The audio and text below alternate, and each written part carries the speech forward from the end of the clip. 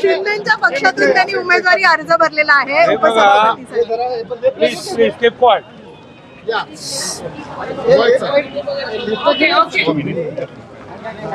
शांत राहा. मला स्वतःला असं मी पण असं ऐकलं आहे की त्यांनी फॉर्म भरलेला आहे, परंतु याचा अर्थ मी असा घेणार नाही की त्यांनी तो पक्ष बदल केलाय की नाही हे मी सांगू शकत नाही. कारण सभागृहातला कुणीही एमएलसी कुणीही हा फॉर्म भरू शकतो आणि तो निवडून येऊ शकतो. त्याच्यासाठी त्याला पक्ष बदलायलाच लागतो असं मला वाटत नाही. त्यामुळे नक्की काय झालं ते मी नाही सांगू शकत. कारण सभागृहामधला एक व्यक्ती अध्यक्ष होतो, दुसरा व्यक्ती उपाध्यक्ष होतो, त्याप्रमाणे झालं असेल. बाकी काय नंतर काय पक्षांतर वगैरे झालं काय.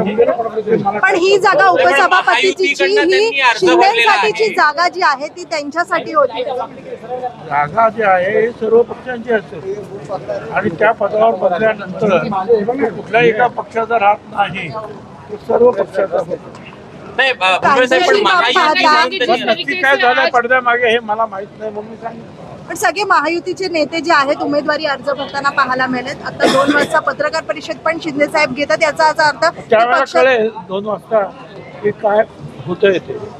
कारण त्यांना जर जायचं असेल तर 2/3 मेजॉरिटीनच जात आहे, एकटं कसं काय जात आहे. पण टेक्निकली ते शिवसेनेतच आहे, टेक्निकली ते शिवसेनेतच आहे. 2022 ला पण तसंच झालं सर तर किती मोठा धक्का म्हणावा लागेल.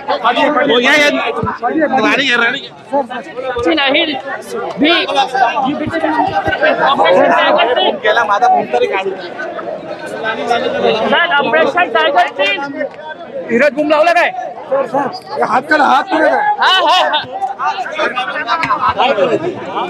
माझं का मला आवाज इंडिया खाली घ्या.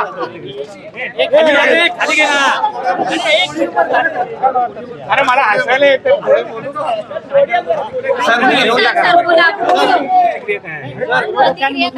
चेहरे आयात का करावे लागतात सत्तेधाऱ्यांना? हे बुम खाली घ्या ना, बुम खाली घ्या ना. अरे थोडा नीचे कर.